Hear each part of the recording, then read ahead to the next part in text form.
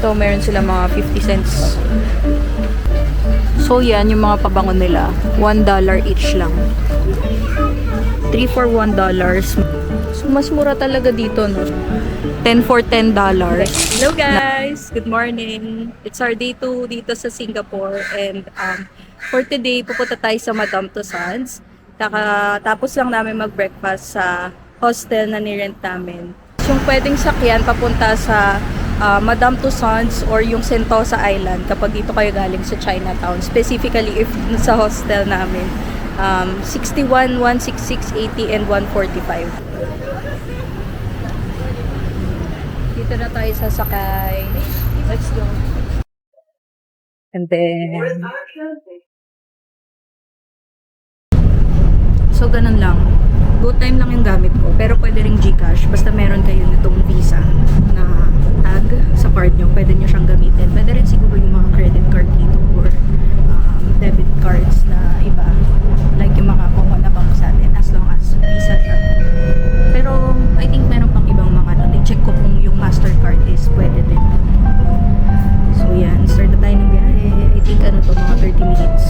30 minutes ba?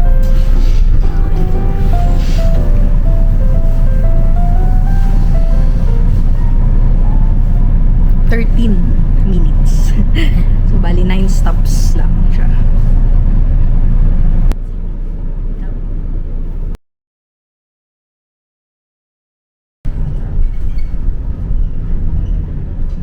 Guys, nakababa na tayo dito sa may Vivo City.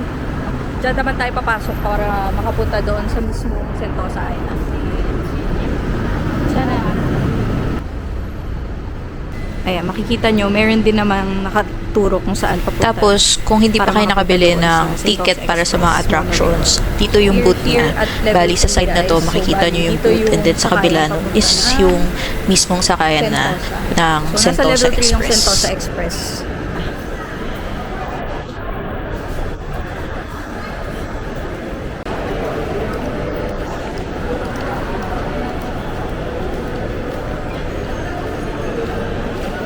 Okay guys, so since may ticket na tayo, tap na lang tayo dito ng Visa natin. Visa card, okay. So, ayan, in-accept din siya.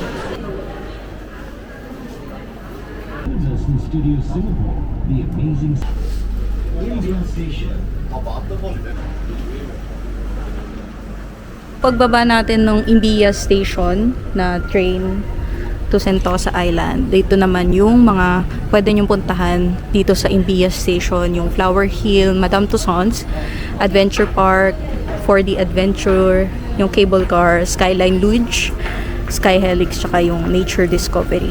Kaya tayo dito para makapunta tayo doon sa mismong Madame Tussauds. So from Imbiya Station, tuloy-tuloy lang yung akyat. Maraming escalator kasi marami rin silang floors na may iba't ibang attraction. And hanggat nakikita ko tong Madame Tussauds na to, aakyat ako. Yung pinakamataas, pinakadulo ng escalator, dito nyo makikita yung mismong Madame Tussauds. So before pala kami guys pumunta dito sa Singapore, binuko ko na tong Madame Tussauds via Agoda. Nakuha ko siya on sale. So 50% off ko siyang nakuha kasi naka-birthday sale sila. So ayan, papasok na lang tayo dito. Papakita natin yung voucher. Pasok tayo guys. Journey. You guys will go through Ultimate Film Stock, History of Singapore. There will be a 3-minute boat ride and then 9 gallery of Madame Tussauds. Oh, okay. When you reach Etiquette Shop last station, over there, just show your ticket one more time to redeem a free drink and snacks. Okay? Thank you. Pinagpapawisan na ako guys. Buti na lang parang air condition dito sa loob nito. Yung nabili naming ticket sa Agoda is may kasama na siyang photo booth. Unlimited photos yung pwedeng i-take dito, and then upon taking the photos, pwede nyo i-download online yung mga soft copy ng pictures. So, ang process is i-scan lang siya dito. And then, pwede na. Oh my God.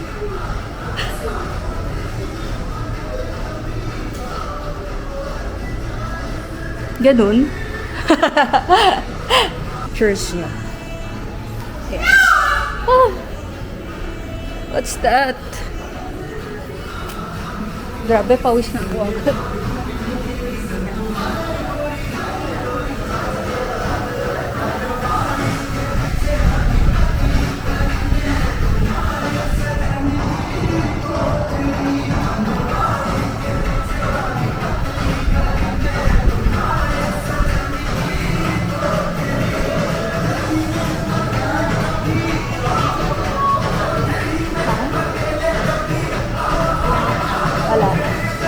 So, dito rin pala, hindi lang mga artista yung pinapakita or celebrities, kundi yung mga history nila or historical people.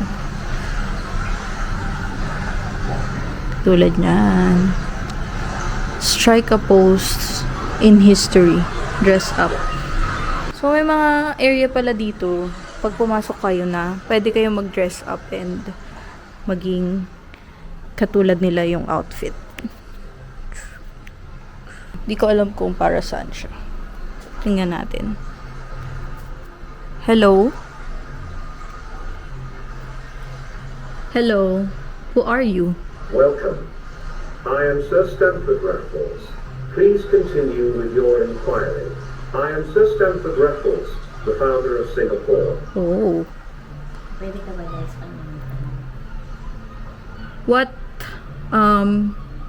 Which country are you from? Your reference is unclear.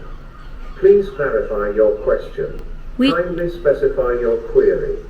Which I am here to assist. I am here to provide information about Singapore's history. Please ask me anything specific. which country are you from? I hail from England, a land with rich history. Dito pa lang makikita nyo na yung Singapore talaga, maunlad talaga siya na bansa. Kasi 1946 pa lang, modern na yung mga building niya. Like, maganda na yung structure, no? Pero ngayon, of course, ayan, mas pinamodern pa. Marami talaga pala siyang cultural na ano.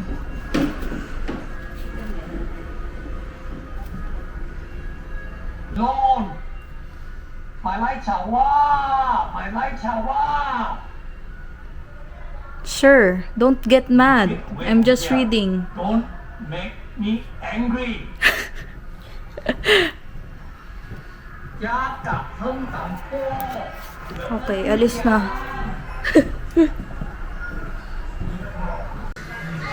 Yung mga ibang bata, nagsusungka. Galing, no?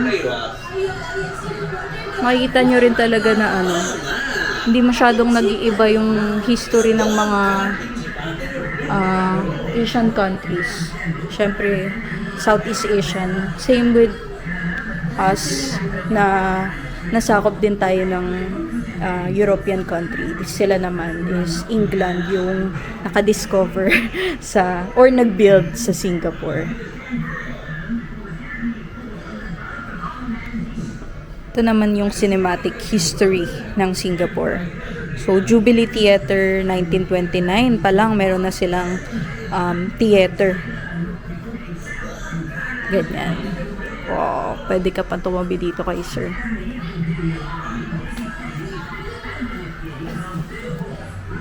Hello, sir. Ano pinapanood natin? Grabe, ang lifelike. Nakakatawa.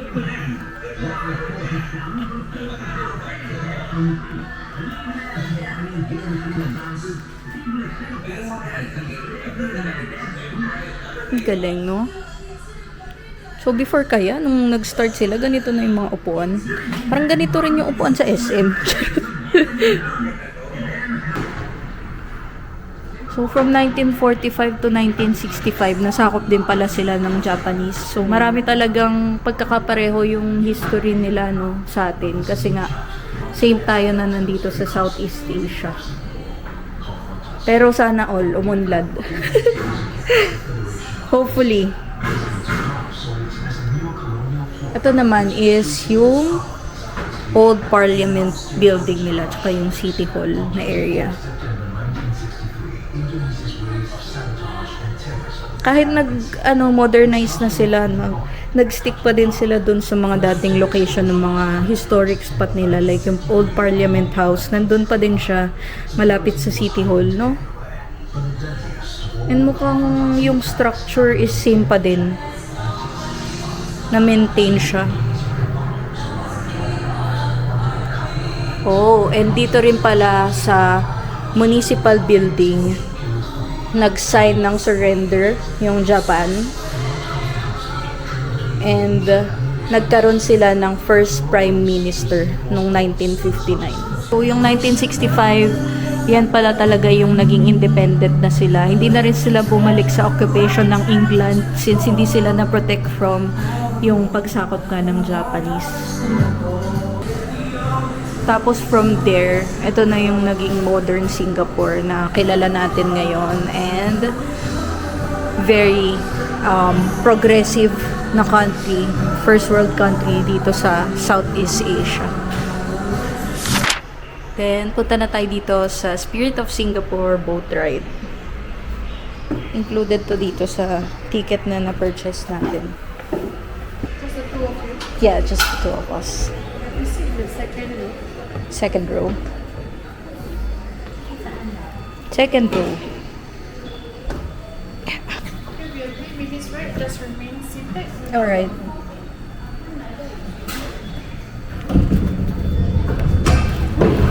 This is a 3-minute ride. Ah!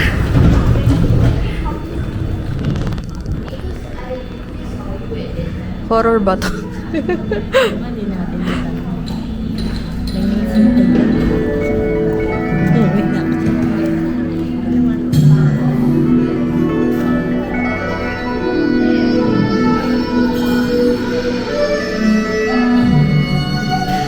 Dito horror. Joke lang yun.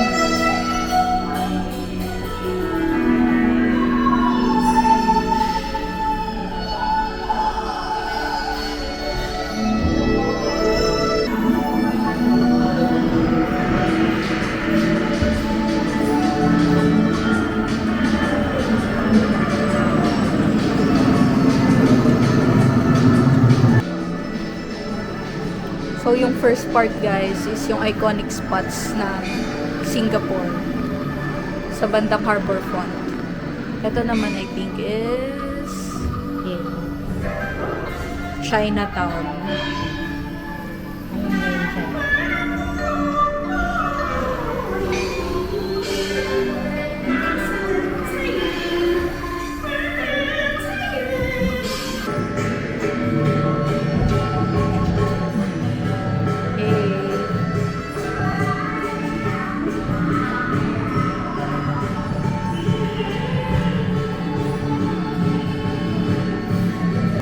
Sakto pala talaga yung punta namin, guys, kasi wala masyadong tao.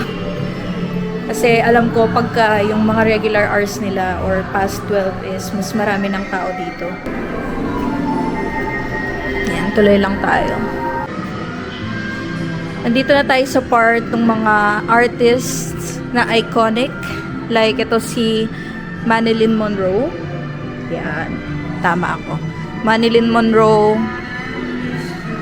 Si E.T. 007, James Bond. Si Daniel Craig na gumanap as 007. And si Arnold Schwarzenegger, known for his action films. Tapos yan yung mga pwede nyong pagpicturean na spot. Katulad dito, pwede kayo dyang mag-ride sa motorcycle. Tapos kay Marilyn Monroe naman, pwede kayo tumabi sa kanya actually. Then nandito banda si one and only Miss Lea Salonga. Legendary Miss Lea Salonga. Ang galing, very realistic.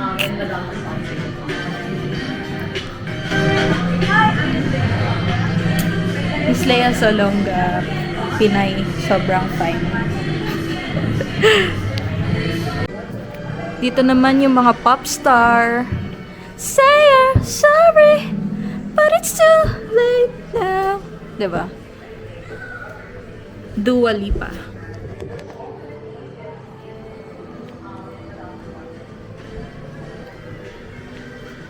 Kahawig ko siya. Charot. It's Dua Lipa. Ito naman si Beyonce. Beyonce.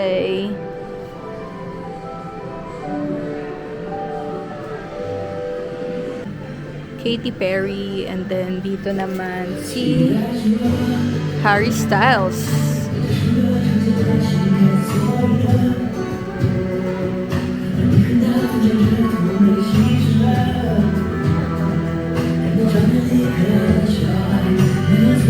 Justin Bieber. Madonna. So si Madonna, and then dito si Michael Jackson. Hihi! Michael Jackson.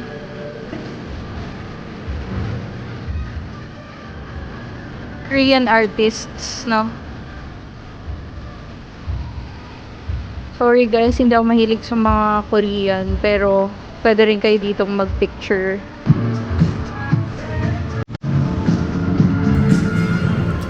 Coco. Guys, we're done with Sentosa Island and Madame Tussauds. So, pabalik na tayo ng Bandang City. Next naman natin na stop is Bugis. Balita ko, meron daw murang bilihan ng mga pasalubong. Nakita ko lang din siya sa TikTok, and later tingnan natin kung magkano yung mga presyo doon. So, before that, ride muna ulit tayo dito sa Sentosa Express, and then magbabas papunta doon sa Bugis. Hello guys! We're here na sa Bugis. I think ito na yon yung mga bilihan ng mga pasalubong and yung parang shopping center nila dito sa Singapore. So, let's try and explore. And ito yung mga shops dito. This one is souvenirs. 500 pesos for 3.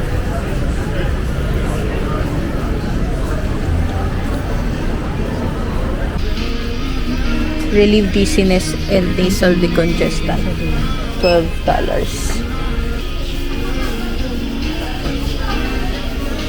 Nakakatuwa. Nakakatuwa. Lahat ata ng pamahid dito. Lahat na ata ng pamahid nandito na sa shop na to. Wow! Meron din sila mga fruits dito. $2. Pinya. Langka.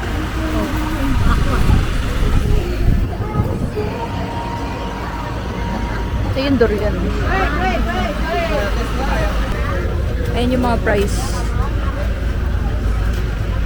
Tapos, paglabas mo dito, pwede ka pang umikot dun sa kabila. Mayroon pa. Ayun na yung ABC Mart.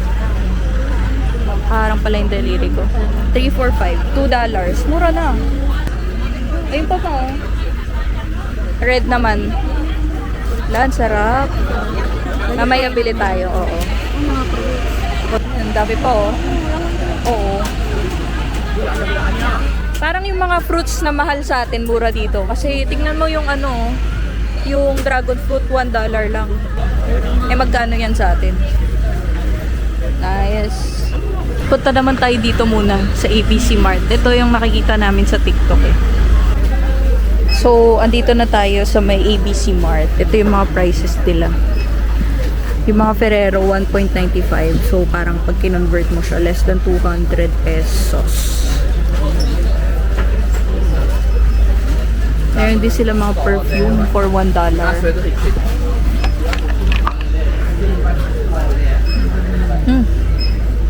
Ito medyo maganda.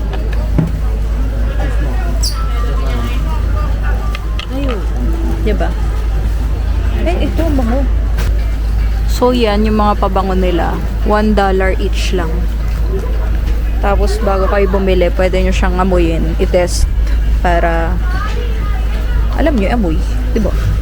Parang ito yung nagustuhan ko, Florence. Pero, titingnan ko pa. Mamaya. Babalikan ko na lang. Ito, meron sila mga 50 cents.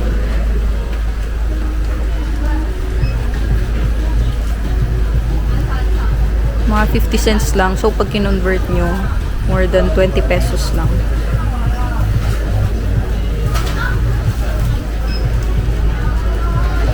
Ito yung mga mura dito. Ito naman coffee. 1.35. So, less than 70 pesos lang din siya. Ay, tama. More or less pala. 70 pesos each. Okay, lasa yan. 3 for $1, mga pang pamahid.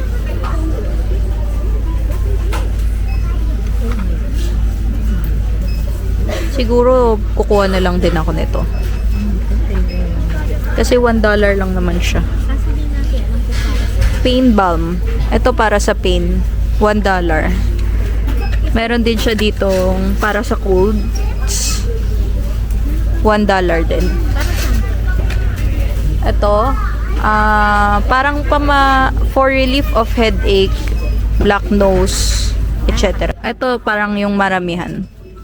3.95. 1, 2, 3, 6, 12 pieces na ata to. 3.95. Ilan ba yung mga ano ko? Papasalubungan ko. Ito naman yung mga snacks nila. Yan yung mga price. 80 cents, $1, 1.95, 55 cents, 50 cents. Ito Oreo, $1 lang. Mas mura pa to compared sa grocery sa atin eh. Galing. Ito medyo mga pricey na. Ito naman yung mga pampasalubong na chocolates. May mga nakalagay na pictures ng Singapore. And I think dito lang din makikita tong Danish gold plate. Brand siguro to sa kanila, ang Danish. Tsaka yun pa. Meron pa dong mga iba pang Singapore na chocolates. So, nandito naman tayo ngayon sa Chinatown Street Market. Kakalabas lang namin sa hostel. Nagpahinga lang kami saglit. Then, dinrap namin yung mga napabili namin sa Bugis. Tapos, dito naman tayo ngayon sa Chinatown Street Market.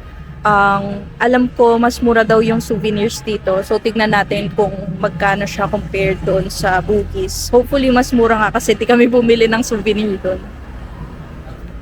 Let's go! Tatawid tayo. We're here guys sa Chinatown Street Market. Let's go. Oh. $10. Ito ata yung traditional na damit nila. Or parang Chinese to. Ang Chinese. Ito daw is Singapore traditional batik. Galing, no?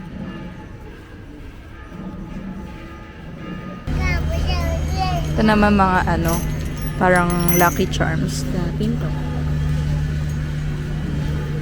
So, since Chinatown to, meron din silang mga ganitong souvenirs na tinitinda. Mga panabit sa pinto. 1 for $4, 3 for $10. Ayan, kung mahilig kayo sa charms, maganda siya dito. Yung mga 10 daw $8 na lang dito, doon $10. O, habang lumalalim, nagiging mura. So, itong shop na to, may nakalagay na malaking, ano ba? May nakalagay na malaking money change. Tapos, ito yung mga tinda niya. 10 for $10 na ref magnet. At saka, mga nail cutter, tapos salamin. 10 for $10, so parang less than 50 pesos each. Ito yung mga keychain nila. 24 for $10. Parang katulad lang din nung ano, sa mga ibang napuntahan natin. And sa Bugis, same lang. Sa t-shirt naman, meron silang 3 for $10. Yan, Singapore. Ito manipis lang siya. Pero meron sila yung makakapal, mas mahal yun. Ayan. Parang pang souvenir. Pwede na din. Meron ding kulay black. Ito naman yung design niya. I Heart SG. Diba?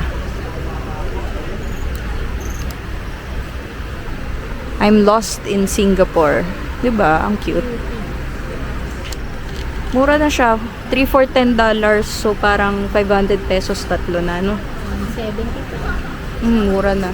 Kasi ang mahal sa iba eh. Ito pa, 2 for $10. Ayun naman, parang I Heart SG lang yung nakalagay. 2 for $10.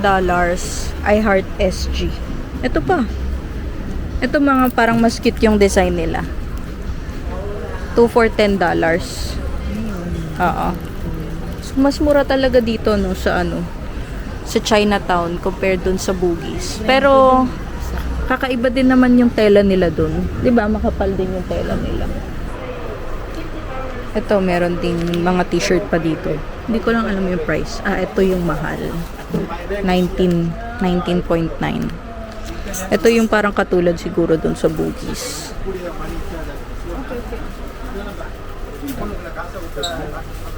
Tapos meron din sila mga ganito, inuman, Jisoo Life. Oh, Jisoo Life na. Mugs. Ooh, Pag gano'n natin. ang cute, diba? Kasi tingnan mo. Ano siya? Starbucks na SG. Yung may parang pagkintab-kintab. Meron din silang black. Ay, ang ganda. Parang bet ko yung white though. Mas bet ko yung white. Pagka wala tayo nakita mas mura, yun na yung bili natin. Mas mura talaga dito guys. Ang dami pang options. Tsaka iba-iba yung price nila. Hindi katulad sa Bugis na parang in-standard na nila yung presyo. So, kapag nag-ikot ka, parang wala akong nakita na mas mura. Parang pare-pareho lang yung presyo nila. Dito iba-iba. So, parang mas competitive.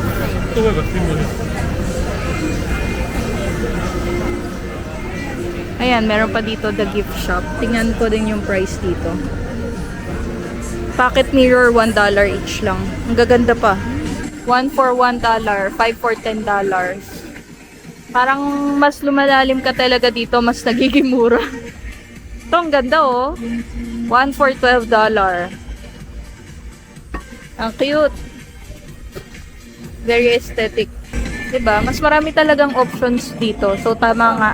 Mas maganda dito sa Chinatown mamili ng mga mas maganda talaga dito sa Chinatown mamili ng mga souvenir. Yung talagang mga ref magnet, ganyan, t-shirt, and everything else. 4 for $10. Ganda oh. Tapos meron din sila mga snacks dito. Ayan yung price.